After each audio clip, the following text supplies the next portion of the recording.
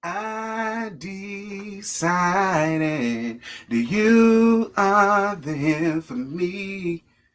Yes. Oh boy. Yes. Y'all remember that?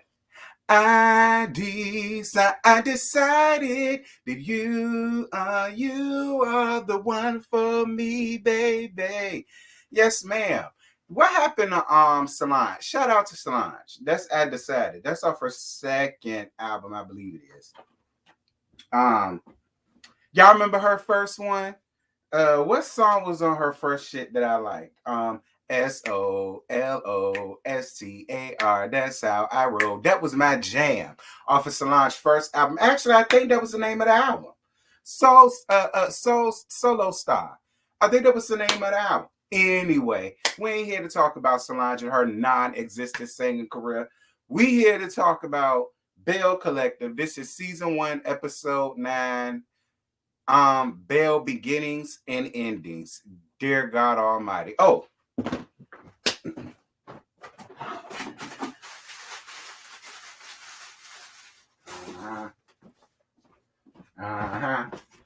A couple of y'all gonna get the bitch by fan, and I know y'all like to watch the reviews, and I appreciate that.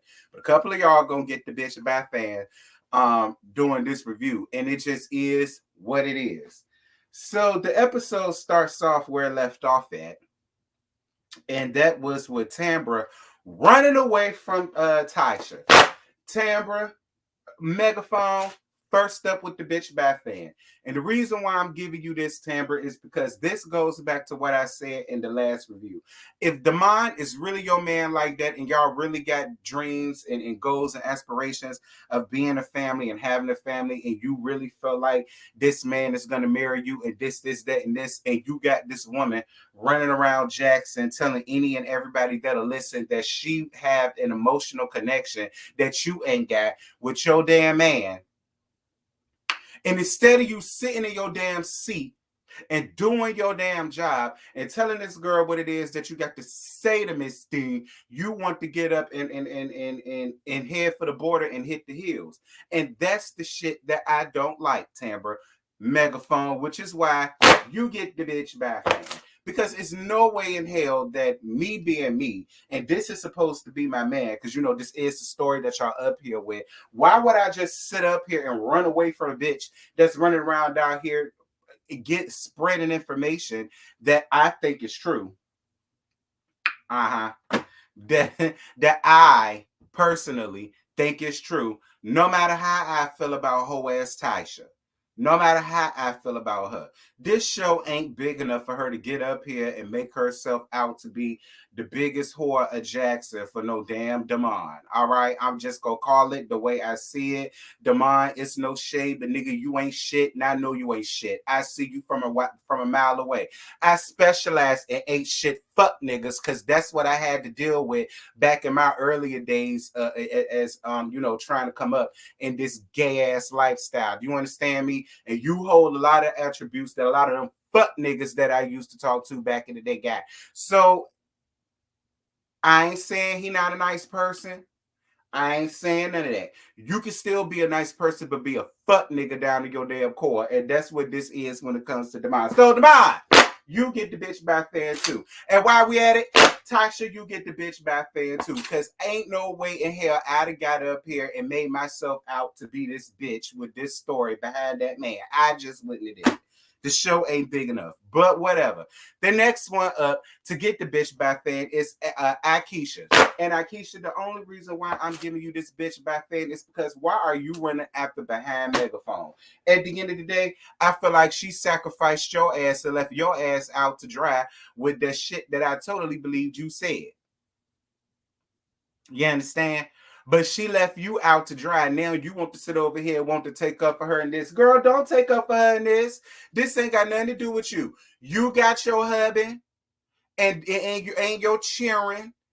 You understand me? You got everything that Tambra wishes she had in her 42 years of living. You understand me? So don't you get up here and not get your check behind this. This ain't got shit to do with you, Akeisha. I understand Tamra, your friend, but she hung your ass out to dry, and this just could have been your way to return the damn favor. I wouldn't have damn left. You made yourself way too involved. None of them other women there felt involved enough to want to sit up there and leave the scene and run up behind Megaphone. Bitch, Megaphone ain't had no reason getting up leaving.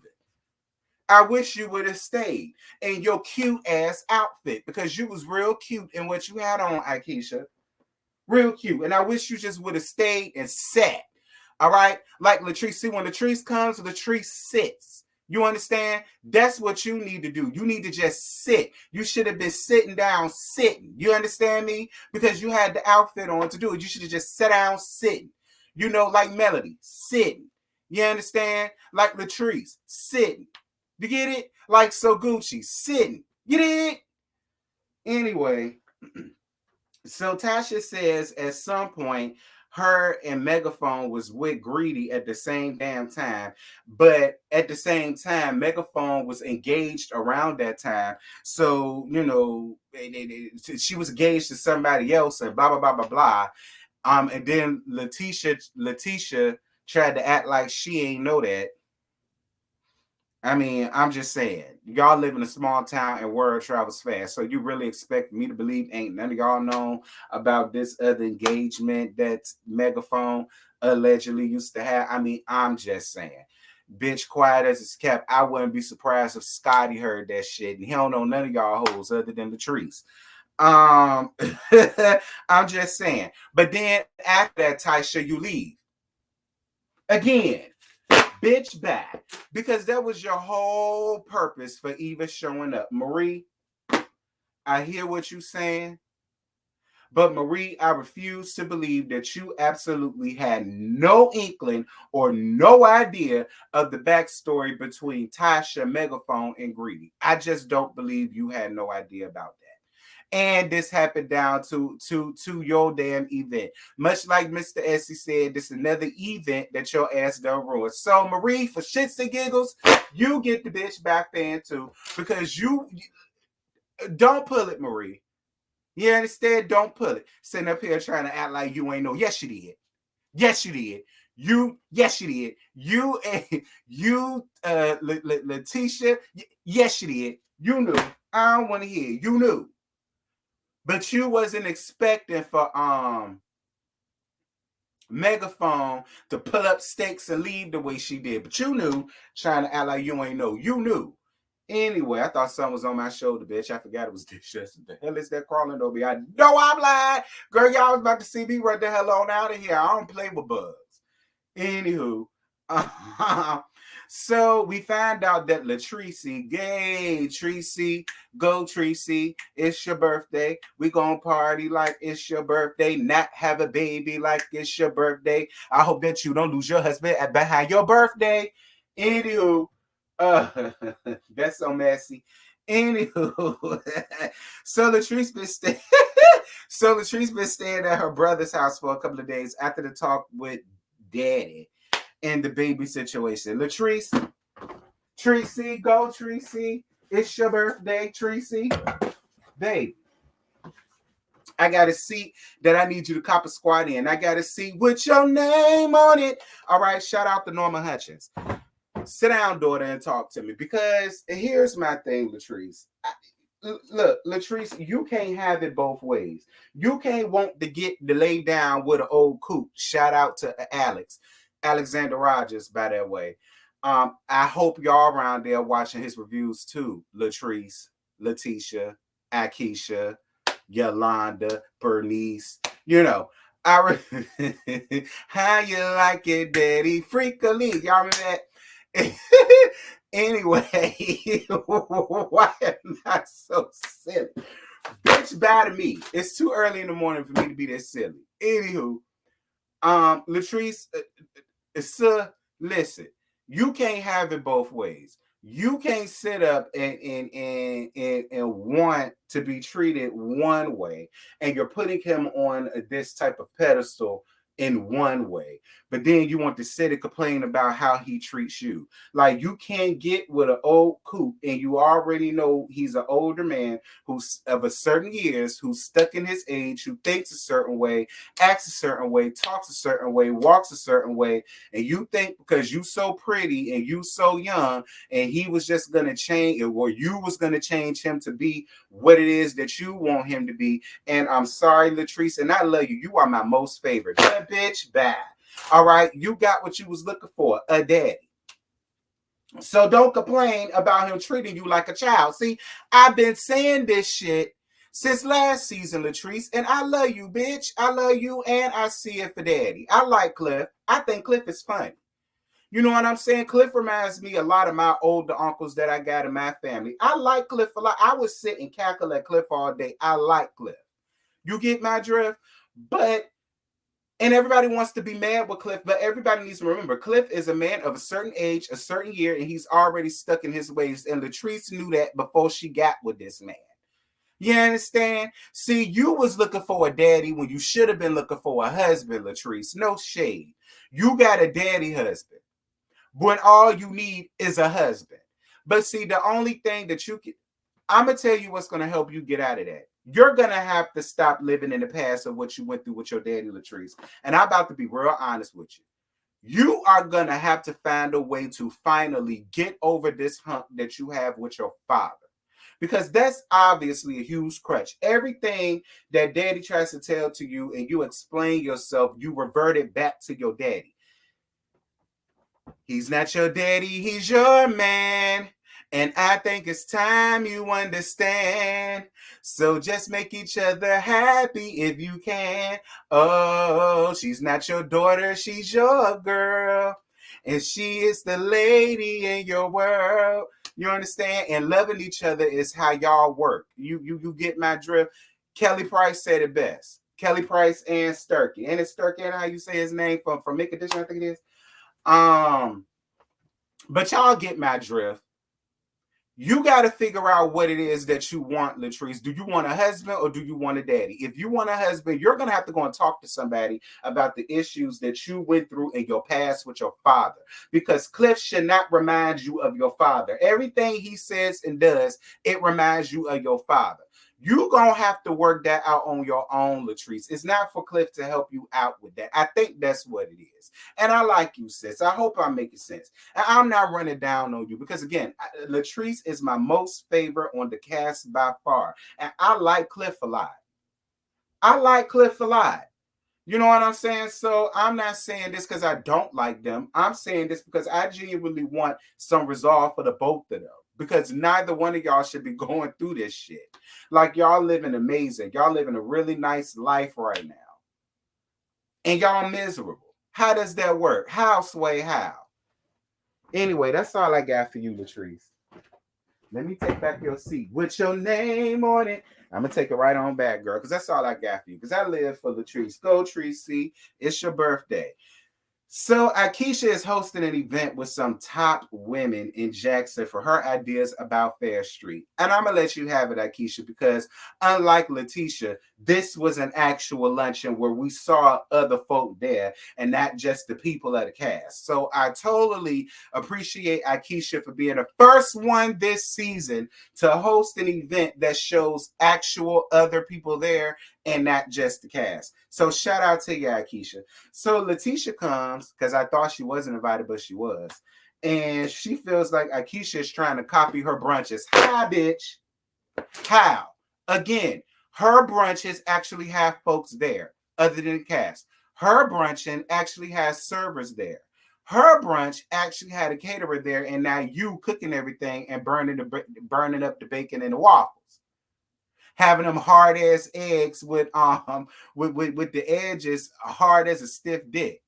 You understand? Girl, the yolk's so hard you can't eat the yolk can't yolk because you done fried it and dyed it and laid it to the side. All to be damned. Hash browns was burnt, over salty. You know what I'm saying? You didn't soak the ham long enough, so the ham alone was giving motherfuckers high blood pressure and hypertension. High cholesterol. Like, I'm just trying to figure out, Letitia, and where in any of that did that remind you of your tired late ass brunches? It didn't. Anywho, and I like you too, Letitia. I do. I like you too. That's why I'm gagging. That's why I'm gagging, because I want you to get your shit together for season 3. Don't you come back up here with no more weak ass storylines about Fair Street and this, that, and this. Anywho, um, so Marie and Letitia talked to Tambra about what happened at the event, and Marie apologized for what happened. Marie, you didn't owe her no damn apology for this fake ass storyline. I know you lying. Marie, again, bitch, bye. You did not owe Megaphone nothing. You didn't owe Megaphone nothing, because Megaphone should have been a real damn woman and sat down and talked to that damn girl, or cussed her out, or whooped her ass, or did something. Not that I condone violence or ratchet shit. But all I'm saying is, if there's this woman that's walking around here with a narrative with my man, and you think I'm just going to sit up and walk out and head on out, girl, moving on. So Marie piles Essie and Letitia down to the caravan, dear God Almighty, to go and look for Lula, who's addicted to drugs. Marie, it was real sad, honestly, watching you go from crack house to crack house, base house to base house, to go and search for your mama. It was real sad to see you do that, Marie. And personally, I think I would have appreciated it more had we just saw that being narrated, much like they do at the end when the words pop up on the screen, and we just should have saw y'all pulling back in, and then you could have had your mental breakdown like Britney Spears when she cut all her hair out. Hopefully you won't get to that point. But I think it's time that you do exactly what you said at the end, and that's love your mama from afar. Your mama is who she is. Lola is who she is. Lola feels like her life is what it is now. And that's your mom, and you want the best for your mama. But sometimes, Marie, you have to like you say, love people for who they are and love them from a distance. You get it? It's okay to love your mama from a distance, because you did not do that to your mama. And your mama made the conscious choice and the conscious decision to be the person that she is. Despite the fact of you constantly coming to help her, rescue her, bring her to the house, and so and so and so, and she still leaves, let her go. You have your own life to live. Your mama done lived hers. It's not fair that you have to take care of everybody. You got to take care of your overgrown ass son. You already took care of Pastor Has. You know what I'm saying? You taking care of your grandchildren. You got these businesses going on. Then plus you got your own health issues with lupus going on. Then you have to pile everybody down to the damn Astro van to go and search for your mama. Like, Marie, you have to just let things go and let people go and worry and work on you. That's what I want you to do, Marie. That's the lesson of the year. Work on you. So Latrice finally goes to see Daddy after he damn near severed his old ass arm off, sitting up there trying to cut down old ass trees with his old ass. Cliff, don't you got people working? You need employees, okay? And you need to boss the employees around to go up there and sever their damn arm. You ain't supposed to sever yours, Cliff. I'm glad that you all right. And I'm glad that Latrice did what Tracy was supposed to do as a wife, and let's go tend to her husband. So she talks about possibly being pregnant, and then she took the test and it came out negative. Good. All right. Good. I don't think Latrice wants children, period. I don't even believe Latrice went in the last episode when she said she does want children one day. I don't believe it, Latrice. Latrice, it's okay to be a woman and say that you don't want to have kids. But Latrice, this is another thing. And I hope the women don't get mad when I say this, because I say this in all due respect. I hate the fact that a lot of you women feel like your life ends when it comes to having a baby. And that's not true. There are so many other women that are out there that are making their dreams still unfold with children. Taraji P. Henson is a prime example of that. How she walked across Howard University with a baby on her damn titty. And how she moved to damn California with a baby on her damn hip and that much money to her name. And now look at where she is now in her life. Latrice, it can be done. You can still carry on your dreams and still carry on a legacy if that's really what you want to do. And I just don't think that's what you want to do. I don't think you ever wanted to have children.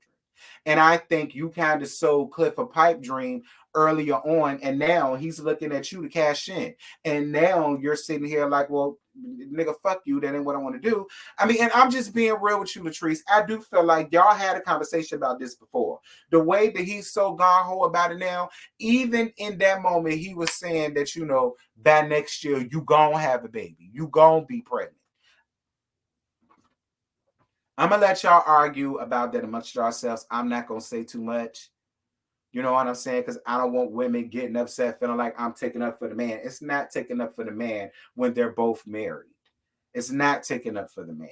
I'm trying to see it. I'm seeing it from all angles. And in my opinion, I just came to the conclusion that Latrice just really don't want children, period. And I don't feel like she never did.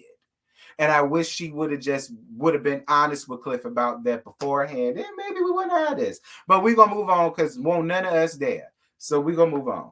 And I live for Latrice. So I'm gonna hurt because I know she gets sensitive. Hey Tracy, go Tracy. It's your birthday. We live for you over here, girl. So Letitia and Glenn does marriage counselor down to Letitia's office. Bitch bye.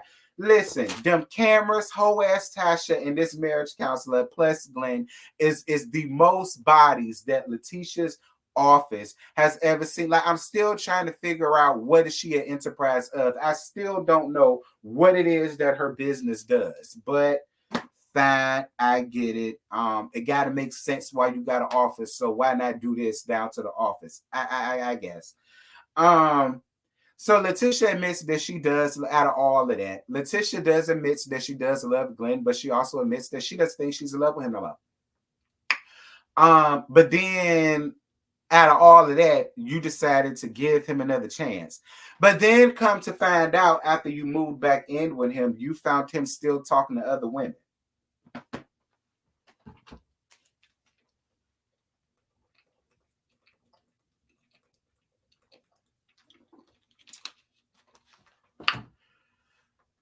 Epilogue. What I just said. She moved back in the house and then she found out that Glenn was still talking to other women.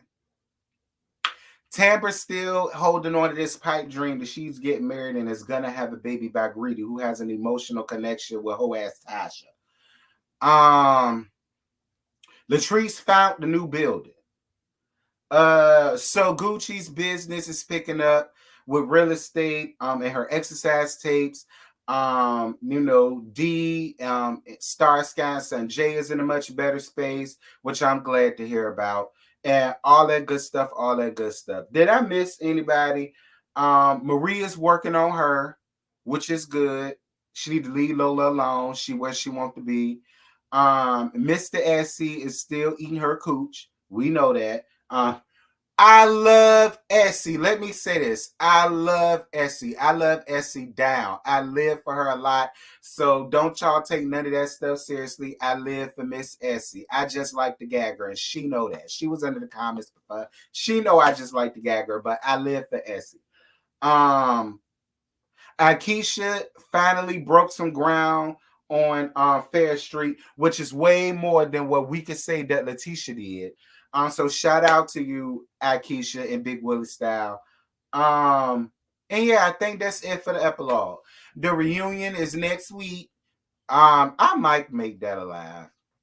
I don't know. Would y'all want a live for Belle Collective for the reunion? I don't know. I'll think about it. I might make it a poll. And I have my mind made up by next Thursday. If I'm gonna make it a live or not, I might make it a live. We'll see. But yeah, y'all, that's all I got. I ain't got no more. That is it for Belle Collective Season 2. As far as the episodes go, the reunion 2-part is tomorrow. I saw some people were saying that the season was boring. In my opinion, it wasn't. I preferred this season over last season. This season was way more entertaining and impactful than last season. It gave me way more to talk about this season than they did last season. I thoroughly enjoyed this season. It entertained me way more than what Love and Marriage Huntsville is giving me, even though we only in episode 3 tonight, but still. I got more enjoyment and entertainment out of Belle Collective. All right, Carlos. It was cute. We're gonna see what this reunion holds, and we're gonna see what season 3 holds. I really hope Akeisha does come back. I want to give Akeisha another chance. I hope So Gucci come back because I like So Gucci. Yeah, that's really all I got. I ain't got no more to give y'all, girl. And with that, I'm gone. Bye. One more thing, girl. Love and Marriage Huntsville live review is tonight, 9:15. So definitely make sure that y'all are there. All right, y'all know even if the show ain't entertaining, I am. So just make sure that y'all are there to just get a good gag, get a good gag, cackle, and kiki at the very least. Tonight, 9:15, directly after the episode. The link is already out. It is displayed on the channel. Go on ahead there now and set your reminders and go on ahead and give me a nasty piece of like. Thank y'all so much. And now I'm gone. Bye.